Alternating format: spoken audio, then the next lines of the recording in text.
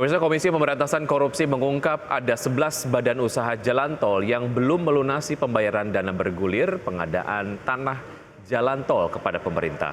Kondisi tersebut berpotensi menyebabkan kerugian negara senilai kurang lebih 4,5 triliun rupiah.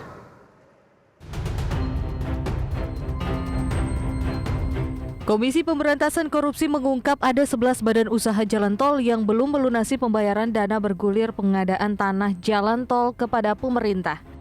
Deputi Bidang Pencegahan dan Monitoring KPK Pahala Nainggolan menyebutkan hal ini berpotensi menyebabkan kerugian negara senilai kurang lebih 4,5 triliun rupiah. Pahala menjelaskan pemerintah awalnya menyiapkan uang melalui Badan Layanan Umum untuk mempercepat pembangunan jalan tol. Dana yang disiapkan tersebut bersifat dana bergulir, sehingga pemerintah akan membebaskan lahan jalan tol dan pembangunan tol akan dilakukan oleh investor.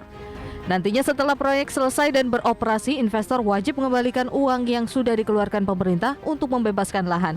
Harapannya, uang yang dikembalikan tersebut akan dimanfaatkan lagi oleh pemerintah untuk membebaskan lahan di ruas jalan tol lainnya. KPK mendorong pemerintah untuk segera mempersiapkan skema pengembalian dana tersebut beserta bunganya yang mencapai 394 miliar rupiah. Jakarta, Tim Liputan IDX Channel. Adanya potensi kerugian negara dalam proyek infrastruktur, khusus proyek pembangunan jalan tol di tanah air, dinilai Direktur Selyos Bima Yudhistira berkaitan dengan efektivitas proyek dan akuntabilitas. Bima melihat proyek infrastruktur jalan tol di tanah air tidak semua memiliki efektivitas yang tinggi. Bahkan beberapa proyek pembangunan jalan tol tidak memiliki dampak dalam mengurangi ongkos logistik. Terlebih proyek tersebut ada yang menggunakan APBN. Terkait akuntabilitas, Bima melihat banyak proyek skema KPBU yang penugasan BUMN yang membebani keuangan BUMN. Bima mendorong proses pengadaan barang dan komitmen BUMN harus terbuka, sehingga pembangunan proyek infrastruktur khususnya jalan tol dapat memberikan manfaat bagi pelaku usaha dan masyarakat.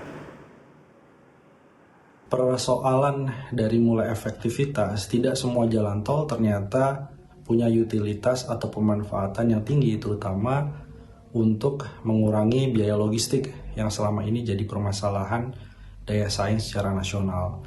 Ada beberapa jalan tol dengan pembiayaan dan penugasan BUMN yang cukup mahal, ternyata juga belum mampu untuk mendorong industrialisasi misalnya.